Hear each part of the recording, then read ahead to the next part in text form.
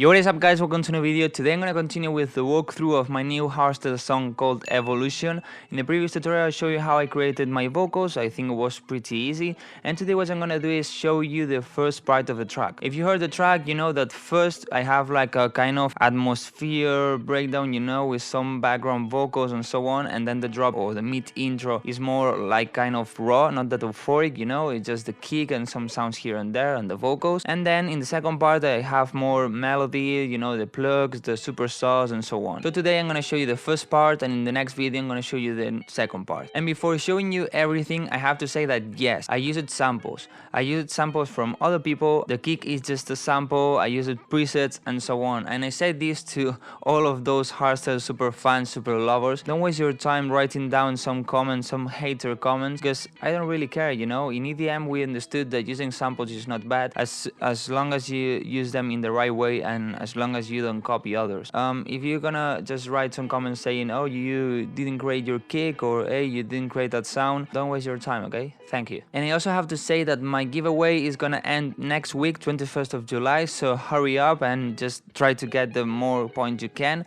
so you have more chances to win some prizes. So with all of that being said, let's start with the tutorial. Okay, so this is what I'm gonna show you today. This part here, that is the first breakdown and the first drop. Well, this first part, as I said, is more kind of atmosphere part, something like this. And the main important thing, apart from my own voice, you know, my vocals, is this sound here.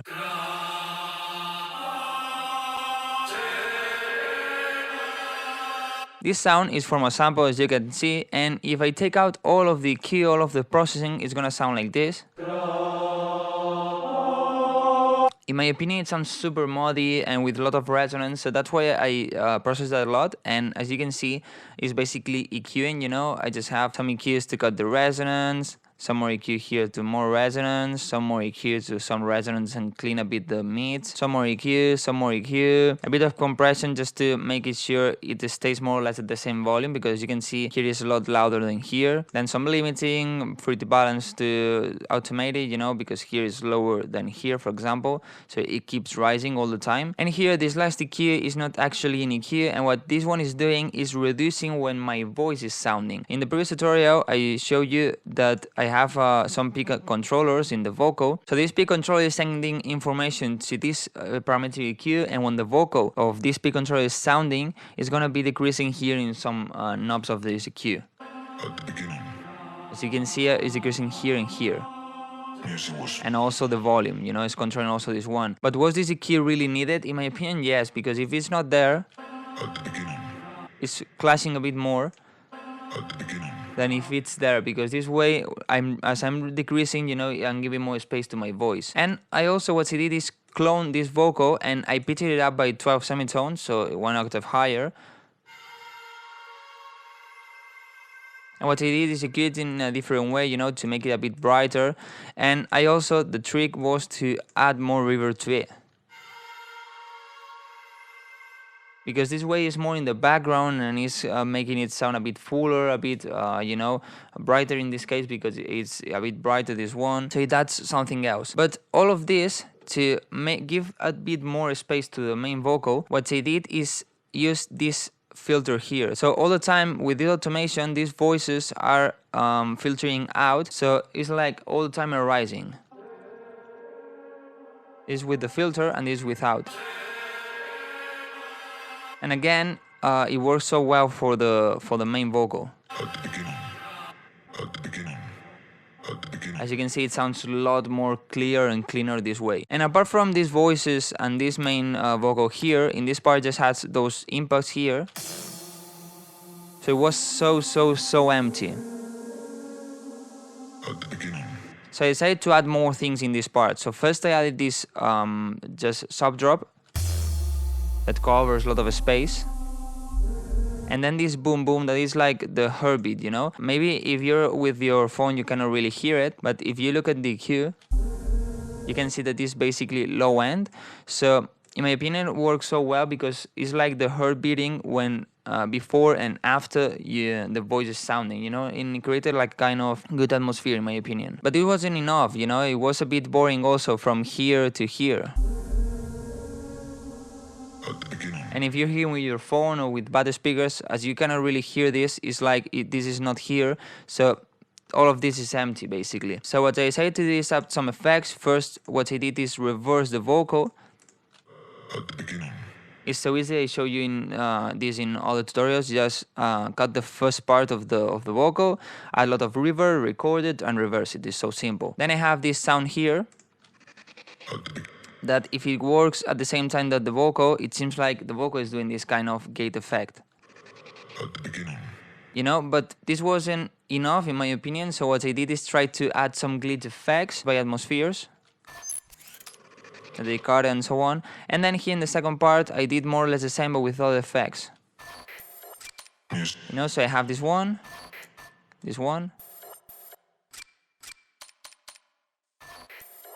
Music was made only with voices. And in my opinion, this way is more interesting, the song, and has something in every part. Then before going to the next part, I have this screech here. It's just a sample, as I said, I didn't create it myself. And what I did is the same trick as with the vocals, so I record just the first part with a lot of reverb and I reverse it. But as this was a bit boring, what I did is make it go left and right, faster and faster. And to do this is really simple actually. What you have to do is just click here, you know, create the automation clip of the pan or of the volume or whatever you want. And then the automation is this one. What you have to do is double click it, and as you can see the amount is to the max. This depends on whatever you want. And then what you have to do is control the speed. So if I detach this, you're gonna see that with this automation the speed is going up. So I can create this effect. So then we go to the second part of the breakdown. And what do I have here? What I did here is try to make the track still going up, you know, so add more rhythm and add more sound and so on. So it starts with some percussion, just a clap and a right. That this right is going left and right a little bit with this plugin, so it has more movement. I also added this arpeggio here, just a serum preset, nothing special, just add some rhythm to it. I also have some more sounds going on, some glitch sounds. Then here I have this kind of plucky reverb. It seems it's not a lot, you know, but having that in the background adds some rhythm to it, and it creates a good atmosphere. And finally, what it did is just add some ambient sound, you know. I have this one here, this one, and this one. So them three together sound like this. So it seems those three sounds are not adding a lot, but if they are not here, you're gonna feel it. You know, it covers a lot more space and it gives a lot more warmth to it. Basically, later I don't have anything different, you know, just the screech again and so on. Then we go to the build-up. And in this build-up, I wanted to add a lot of energy because, in my opinion, the first breakdown has not a lot of energy. Yeah, the energy is kind of rising all the time with the filter on these voices, with these claps and so on. But it doesn't have a lot of energy there because I wanted this kind of ambience breakdown where you can breathe and so on. What I needed here to give that energy was the kick. You know, going at the same time with the snares.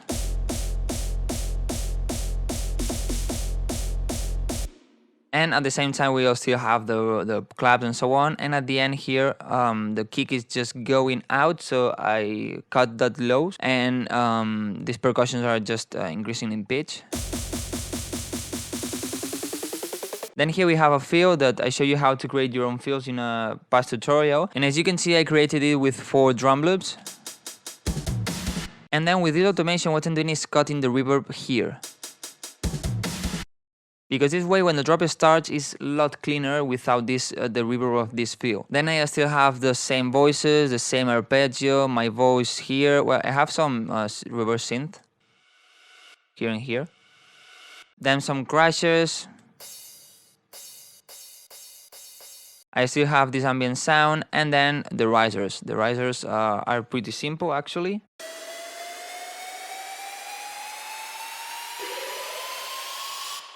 just some effects, you know, samples. And well, as all of these samples are just going up, what I did is create some movement with it. And for example, I have this one just on the left and this one just on the right. So it's not all of them are not in the center. And then this one, what it's doing is going left and right with this pancake. But then with the automation here that is doing these stairs, what it's doing is making it go faster. You're gonna see that this value here is gonna change. So it goes faster left and right, and this way I have more movement on the risers. And then finally we come to the drop. I recorded here because with the screen recorder FL Studio was crashing. HARDSTYLE music.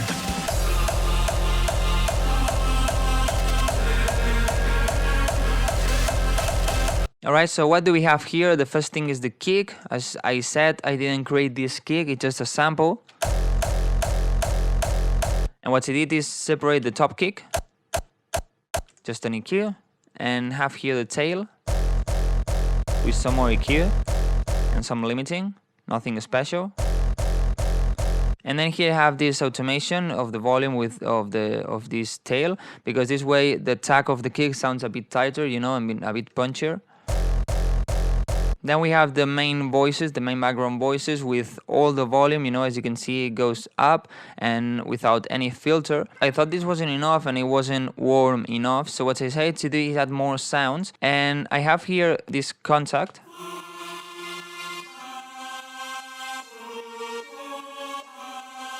That are also some vocals, and then here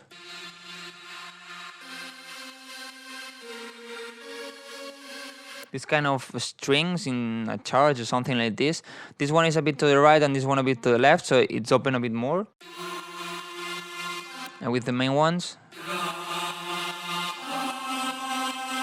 And what do we have on the buzz of these four sounds? Just some more EQ, you know. Always EQ is the best. This is a bit crazy EQ. Then some OTT to make it sound a bit fatter. The reverb, of course. Some more EQ, some deglue to make them sound a bit tighter. And I use it in this case volume shaper, because I wanted to create a different kind of waveform, not the one with kickstart. I also added the chords of the second drop, but in a lot lower volume. And these chords are just, you know, some preset with serum, and also serum. And they sound like this. Nothing special, also EQs and OTTs and so on. Then I have a white noise to give more highs to it. Then just a crash, you know, to give that impact when the drop starts. And this downsweep.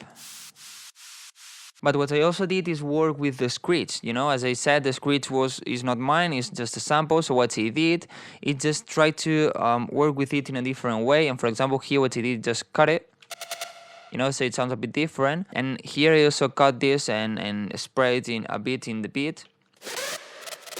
And what this automation is doing is making go from mono to stereo and from stereo to mono. A bit to add some movement to it. And here, as I did the same as here, what I did is just pan it left and right. So it has more movement, you know, it's not exactly the same. Then we come to the middle of the drop. And what you have is just this horn. And this screech. So it's something a bit different. And also here in the kick, what they have is I make it go super fast and go left and right to add, you know, like a kind of feel or something like this. And then the second part of the drop is basically the same, just has some risers somewhere here, you know, to make it go up. Are the same risers as in the drop, but without the left and the right one, because I thought it was not needed. But then the key, what it's doing is changing the key. So the kick is doing this.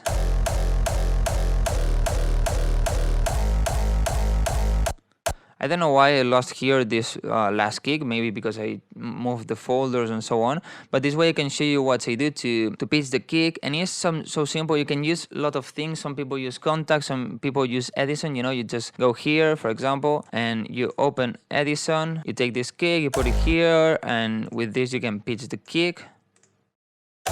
But what you can do also is just move it here, you know, make it unique, and just pitch it with this thing of FL Studio. You can try other modes like stretch, but sometimes it sounds weird, as you could hear, so I just put it in auto. And this one, it sounds better with audio. So just what I did is do it this way. Well, in this case, I make it go a bit faster, so it's something like this.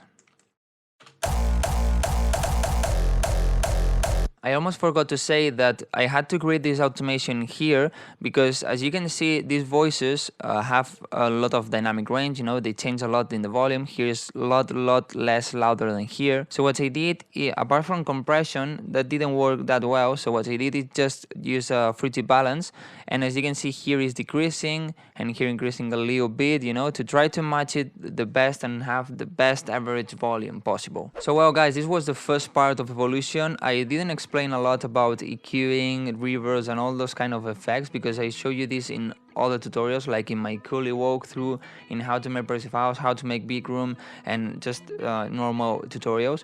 So in this case, I just wanted to show you what I use it here, what I did to create some more movement, what I use it to create more tension or make the track go up all the time with the energy, you know, and add more energy to it, to the build-up and so on. I also wanted to show you the glitch effects that I have in the first part of the breakdown because I think they are pretty cool and they make it don't sound empty, and also makes it a lot more interesting in my opinion, and it fits pretty well in this track as I'm talking about the evolution of the sound and so on. You know, these kind of glitch effects are kind of futuristic, so I thought they were kind of cool. And well, if you have any question, just leave it down below in the comments and I'm gonna reply you. Or if you wanna me to show you something especially, you know, like how you use it, the OTT in this case or something like this, just leave it down below and in the next tutorial I can show you. So don't forget to leave a like if this video helped you. Remember to subscribe so you don't miss the next tutorial that I'm gonna show you the euphoric part, and in my opinion is the best part. Thanks for watching, and guys, see you in the next video.